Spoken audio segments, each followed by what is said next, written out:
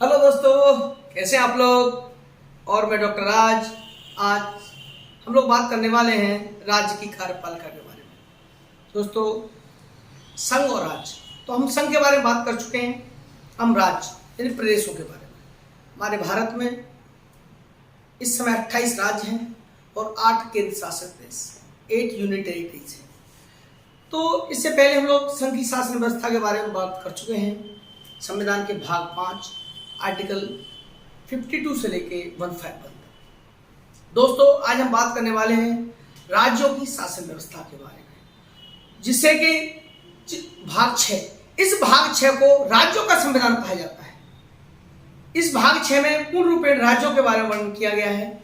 Article 152 से लेके 237 तक, आर्टिकल 152 से लेके 237 तक भाग 6। दोस्तों, इस भाग में पूरा वर्णन किया गया है। और संघ शासित प्रदेशों के शासन व्यवस्था के बारे में, अब यूनियन टेरिटरीज की शासन व्यवस्था के बारे में प्रावधान संविधान के भाग 8 और आर्टिकल 239 से 242, 239 से 242 भाग 8 इसमें वर्णन किया गया है ना। और दोस्तों, इसमें हम पूरा इसीलिए इसको भारत का मतलब राज्यों का संविधान कहा गया है। क्षेत्रों भागों को राज्य की कार्यपालिका का पावर इसी में पूरा खाका तैयार किया गया। देखिए, इसमें देखा होगा आपने, संविधान के भाग 6 में आर्टिकल 152 में राज्य शब्द को परिभाषित किया गया है। राज्य शब्द की परिभाषा नहीं की गई है। राज्य शब्द है क्या? राज्य शब्द को हमने पिछले क्लास में आपको बात कर चुके हैं कि राज्य शब्द को परिभाषित किया, मूल अधिकारों में हम राज्य शब्द को परिभाषित किया। कोई किस चीजों को राज्य कहा जाता है, किन किन क्षेत्रों को राज्य कहा गया है, हमने सब परिभाषित किया उसमें। देखिए, इसमें एक बात और है कि संविधान ने राज्यों को कुछ स्पेशल कैटेगरी दी, कुछ स्पेशल प्रावधान दिए, जिसे विशेष प्रावधान कहा गया। तो ये आर्टिकल 371 से 371 के झ तक वर्णित है। ये विशेष प्रावधान है दोस्तों।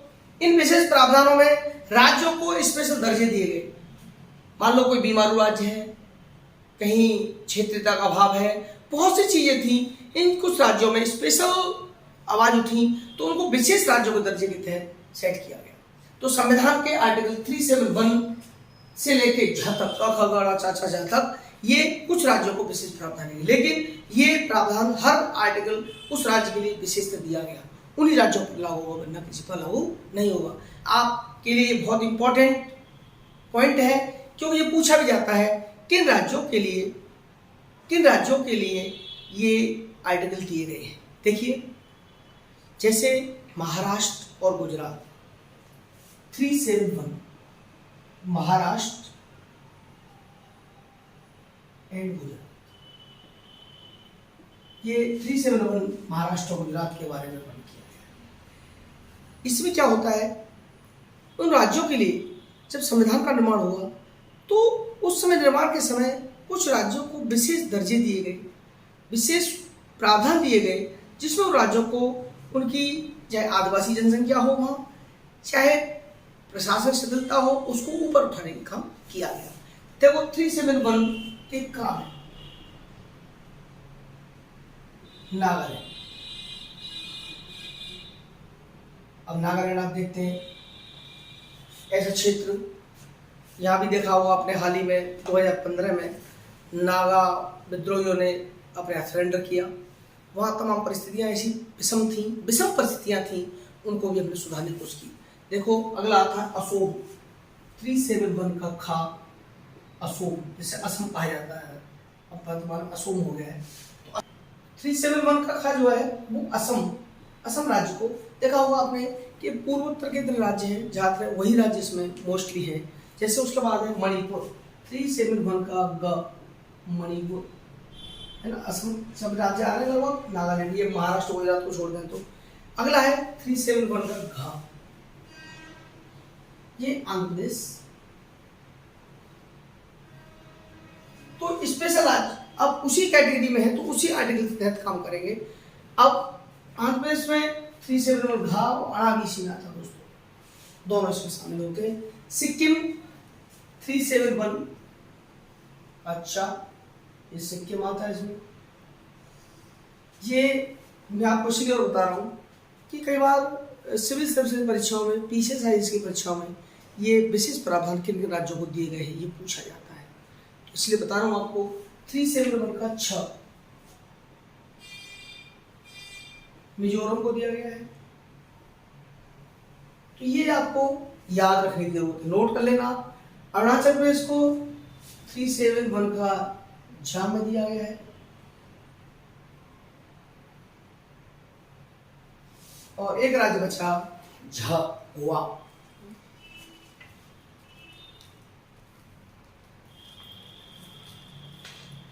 ये आपको इन राज्यों के बारे में विशेष प्रावधान दिए गए दोस्तों। तो ये है हमारा राज्य की कार्यपालिका की भूमिका। बात करते हैं कि राज्य की कार्यपालिका का हेड कौन होता है। जैसा कि आप सब जानते हैं, राज्यपाल ही राज्य की कार्यपालिका का हेड होता है। तो आपको मालूम है, भारत में संसदीय शासन प्रणाली को स्थापित किया गया है। भारत में संसदीय शासन प्रणाली की स्थापना की गई। तो संसदीय शासन प्रणाली की स्थापना के साथ ही जैसे केंद्र में, संघ में हम राष्ट्रपति की पावर है, राष्ट्रपति को कार्यपालिका का संवैधानिक प्रमुख कहा गया। इसी प्रकार से राज्यपाल को भी राज्य की कार्यपालिका का संवैधानिक प्रमुख कहा गया है। संवैधानिक प्रमुख है ना, कॉन्स्टिट्यूशन हेड वही है। और आप जानते हैं, राज्यपाल सलाह और सहायता देने के लिए, राज्यपाल को सहायता और सलाह देने के लिए कौन होता है, एक मंत्रिपरिषद होती है। यानी राज्यों में, प्रदेशों में राज्यपाल को सहायता और सलाह देने के लिए एक मंत्रिपरिषद होती है, और वो मंत्रिपरिषद की सलाह के अनुसार ही अपने कार्य करता है। मंत्रिपरिषद की सलाह के अनुसार ही राज्यपाल कार्य करता है, और मंत्रिपरिषद सामूहिक रूप से विधानसभा के प्रति उत्तरदायी होती है। मैं दोबारा बता रहा हूँ आपको, राज्यसभा को सहायता और सलाह देने के लिए मंत्रिपरिषद होती है। संवैधान प्रमुख होता है, वास्तविक शक्ति मंत्रिपरिषद में ही निहित होती है। राज्यपाल संवैधान प्रमुख होता है, सिर्फ स्टैम्प, रबर स्टैम्प की तरह होता है। तो राज्यपाल को सहायता और सलाह देने के लिए क्या होगी, मंत्रिपरिषद होगी, और राज्यपाल मंत्रिपरिषद की सलाह के अनुसार ही कार्य करेगा, मंत्रिपरिषद की सलाह के अनुसार कार्य नहीं करेगा। और मंत्रिपरिषद जो होती है वो सामूहिक रूप से विधानसभा के प्रति उत्तरदायी होती है। मंत्रिपरिषद समझ गए आप, मुख्यमंत्री कैबिनेट, ये एमएलएज, क्लियर। यानी मंत्रिपरिषद जो होती है वो सामूहिक रूप से विधानसभा के प्रति उत्तरदायी होती है। अब देखो संवैधानिक रूप से तो आपको मालूम है कि राज्य की कार्यपालिका शक्ति राज्यपाल में निहित होती है। जैसे केंद्र में राष्ट्रपति की होती है, तो अगर संवैधानिक रूप से देखें तो राज्य की कार्यपालिका शक्ति किसमें निहित होती है, राज्यपाल में निहित होती है। और लेकिन वास्तविक शक्ति मंत्रिपरिषद में निहित होती है, क्लियर। अब राज्यपाल, तो ये क्लियर हो गया, राज्यपाल हमने अपनी बात की, राज्यपाल कौन होता है, क्या है। अब राज्यपाल से संबंधित कुछ आर्टिकल्स बात करते हैं। राज्यपाल का वर्णन संविधान के भाग इसमें 6, ये तो क्लियर है, सभी राज्यपाल का पढ़ रहे हैं। तो अब आर्टिकल 153 से लेके 162, ये हम बात कर रहे हैं राज्यपाल के बारे में। देखिए दोस्तों, इससे पहले हमने 152 बताया था, अभी आपको 152 में क्या है, राज्य शब्द को परिभाषित किया गया, ये हम बात कर चुके हैं। 152 में राज्य शब्द को परिभाषित किया गया। जैसे एनसीईआरटी को राज्य नहीं कहा जाएगा, है ना, जिनको राज्य कहा जाएगा। तो ये सारी चीज़ हमने पिछली क्लास में मूल अधिकार वाली आपको वीडियो देखिए, उसमें आपको उस क्लास में पूरा कुछ मेरे राज्य के बारे में बताया है। ठीक है दोस्तों, अब आप चाहेंगे, आपका अगर इच्छा होगी तो आप, मैं राज्य को पूरा डिफाइन भी कर दूंगा एक वीडियो में। आप बता देना मुझे कमेंट करके कि आपको अगर नहीं समझ में आ रहा राज्य शब्द को क्या है, राज्य को क्या परिभाषित किया गया, तो मैं उस वीडियो में राज्य को पूरा डिफाइन कर दूंगा। ठीक है दोस्तों, तो देखिए आर्टिकल 153 में कहा गया, राज्यपाल के बारे में वर्णन किया गया, राज्यपाल होगा। देखिए दोस्तों, एक बात और मैं आपको बताऊं कि 153 में कहा गया कि राज्य के लिए एक राज्यपाल नियुक्त होगा। देखिए मूल संविधान में एक राज्य के लिए एक राज्यपाल, एक व्यक्ति को ही एक राज्य के लिए राज्यपाल बनाने की पावर दी गई। लेकिन 1956 में एक अमेंडमेंट हुआ था दोस्तों, आप सब जानते होंगे, 7th अमेंडमेंट।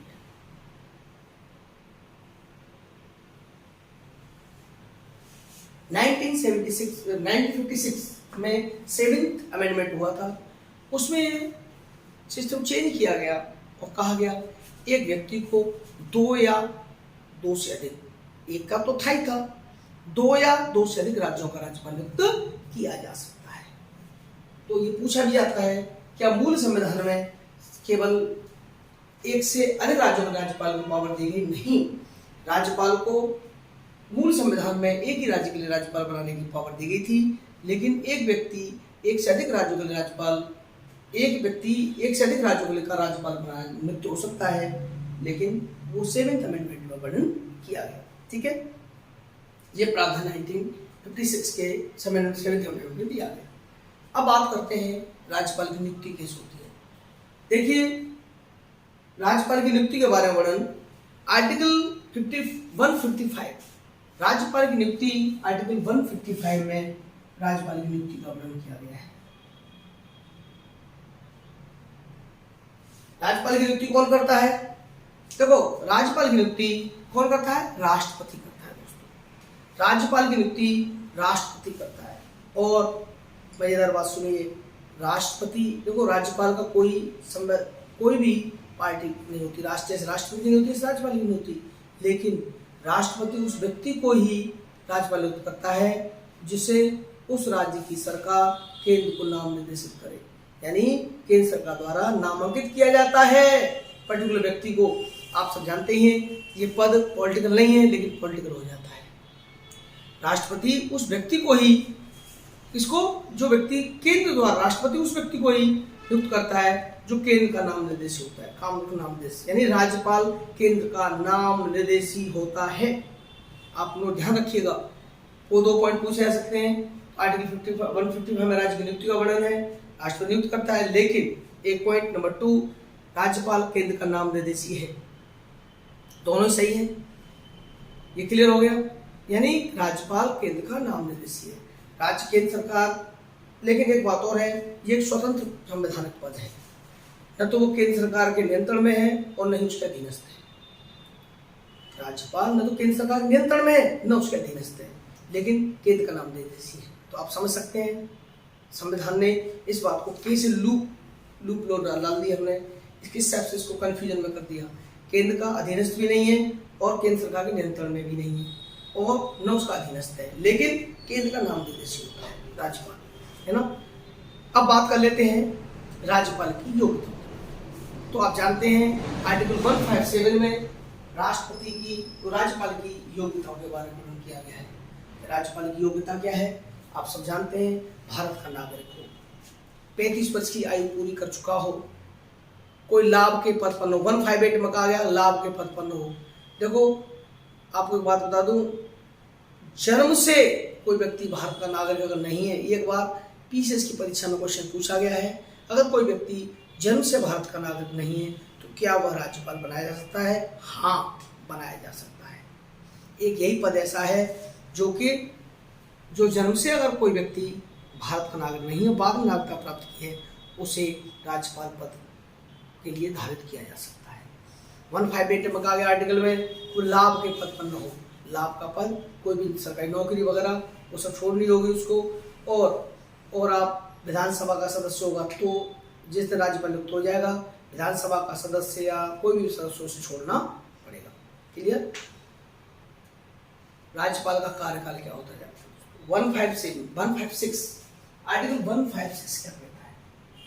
राज्यपाल का कार्यकाल 5 वर्ष के लिए होता है और दोस्तों राष्ट्रपति के प्रसाद पर्यंत पद धारण करता है।